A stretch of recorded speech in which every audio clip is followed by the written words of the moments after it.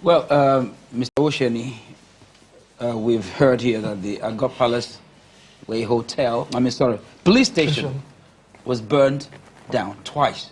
I don't know if that happened under your watch, but the issue is you burned down the police station once, and then no measures are put in place until the police station gets burned down twice, and then probably nothing seems to happen because there is an existential threat both to the citizens and to the police in that area. I mean, you could see how the lone policeman was overwhelmed when those thugs invaded the polling unit. You understand? And apparently, the police can't protect themselves, not to talk of the residents.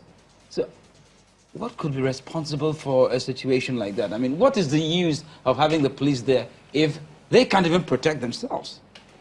It would be too quick to judge anyone, but what all this comes down to is the fact that along the line, not just with security, even with the election, we've been conducting elections for only God knows when, but for the recent ones, do we do an auditing or an after-action review of whatever we've done to know that these are areas that we should cover?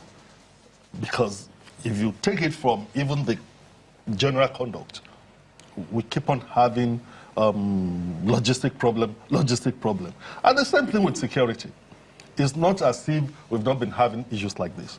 But for security, the thing that one can conclude, and what one had also seen in service, is probably for the police to, the Inspector General of Police, the new Inspector General of Police need to work on that, for us to hand back our respect, for the police to hand back his respect, that we make all other security institutions to submit to the police in situations like this.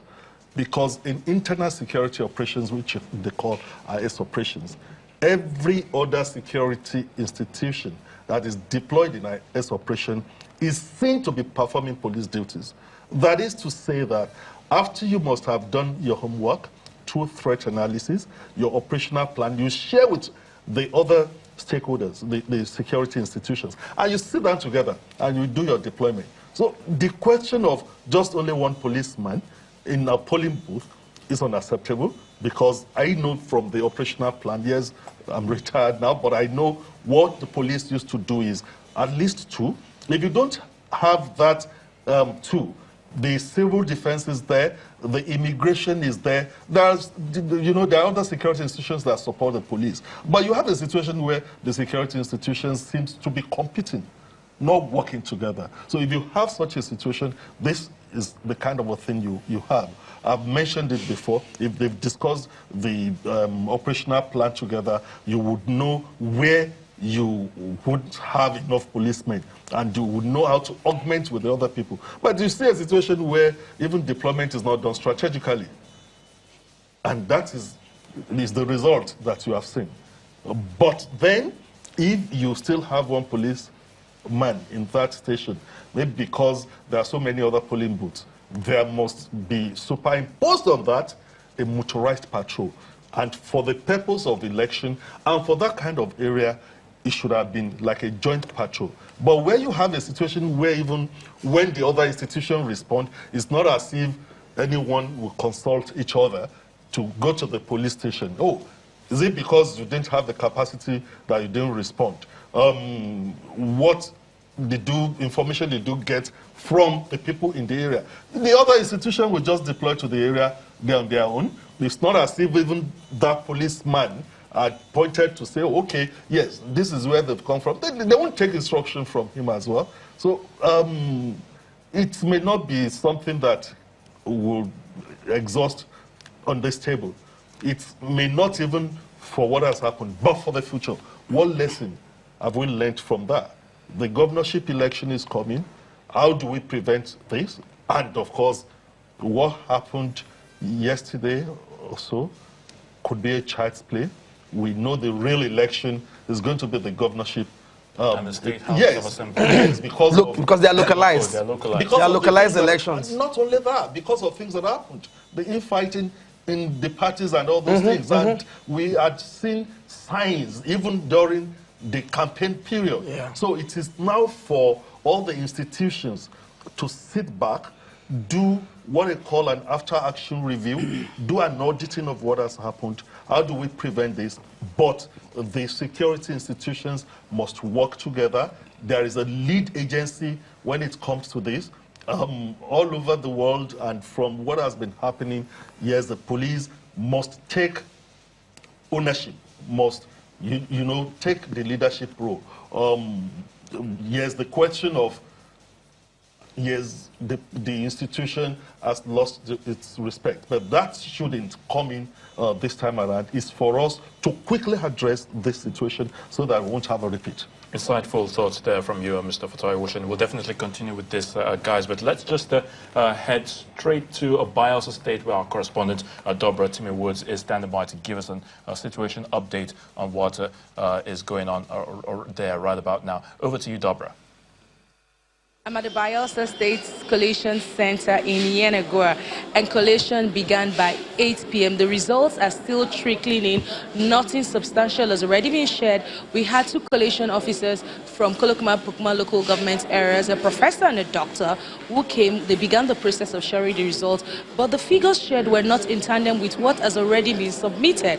So the resident electoral commission of Bayelsa State and the returning officer asked them to go back, preview their results before coming to share it. That's what everybody is waiting for them to come back and share the results that are aligned with what has already been submitted. Now, activities in Bayelsa today began on a dramatic note, with news filtering in that the photographer to the governor, who was declared dead yesterday or announced to be dead yesterday, miraculously or surprisingly is alive. As we went to the hospital where he's receiving treatment, we've shared the videos earlier on in the day. He's out of operation. We spoke with the medical director, who says even though he's in a critical condition, he will make it, and that's a cheering news from Bayelsa State.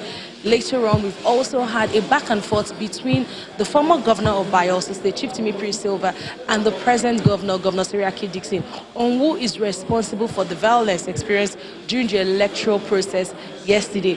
Other than that, Bayelsa has been calm. Everything is peaceful.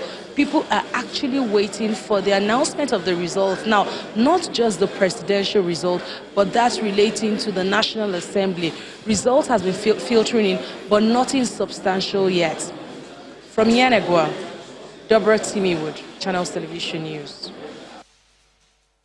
All right, thank you so much. That's Dobra Timmy Woods there in Bayelsa State, giving us a situation update as far as the elections are concerned, the presidential elections in Bayelsa State. Nigerians are definitely awaiting the announcement of results, and we'll definitely be keeping tabs on that in Bayelsa and many other states of the country. But we're still talking security, and insightful thoughts from you, Mr. Fatai Owoseni, before we went on that break. But I want to come back to Olu.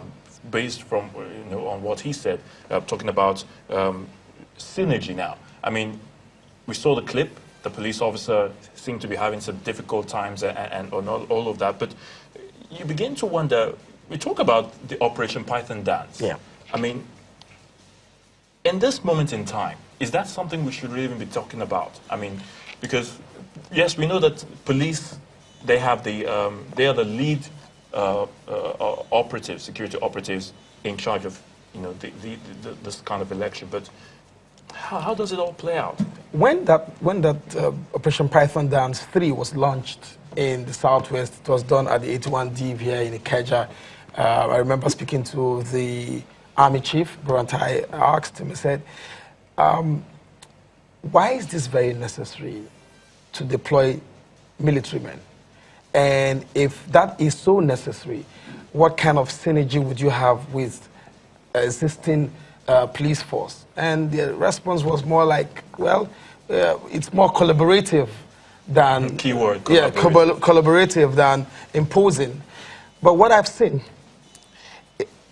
the question to ask, the police command in Okota, for instance, Do they know the particular patrol and the commander leading that Operation Python dance in that neighborhood? Do they know them? Do they know the particular detachment that was sent in from the army system?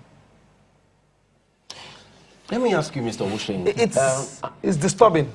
That man, that policeman, had a lucky day yesterday. Absolutely. Very lucky. He was absolutely left in the cold. But, Mr. Owoseni, let me ask you. We also heard news from Bayelsa State today that a senior police officer was abducted. A deputy police commissioner. No. it's funny, but it's not.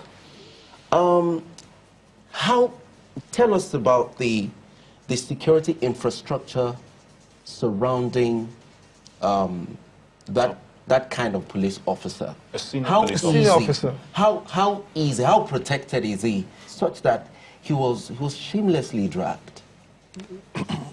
You see, it may sound like a lamentation. Yes, it can be interpreted that because I was a policeman before, I'm trying to talk to defend the police. But when you talk of infrastructure, the materials, the logistic and whatever materials that are available for the police, don't just go there. Because you have a country which knows that, we're preparing for election. And you heard the Minister of Interior made a statement the other time when the new Inspector General of Police went on courtesy visit to say that, because the former Inspector General of Police did not do this or did not do that, didn't probably warm himself up to the ministry, that throughout the period, no memo went to the Federal Executive Council to make provision for anything for the police. That is to say that even before, 2019 is an election year. And if you don't have any person to talk for you at the Federal Executive Council, it will be difficult for you to get your things done. That is one aspect of it. Then, when we go back to what has happened in Lagos, and even this abduction, the so-called abduction of the Deputy Commissioner of Police, what I met in the police, and the tradition, is that for situations like this, you have what is called a joint operation room. Every state command would have a joint operation room. And in each area command, you will replicate the same thing. In force headquarters, you have a federal joint operation room that all the institutions, the military, the three arms of the military, would also send representatives. The reason for it, traditionally then, is because when things happen like this, a distress call, go to that joint operation room. So the police is there, the army is there, the navy is there, the air force is there, the civil defense is there. So the representative of each of the institutions will be calling their men because they know where their men are stationed. So you will now have a coordinated approach. But that seems to have been taken away from the police somehow now because of the competition, because none of the institutions want to submit to each other. The rules of engagement are different.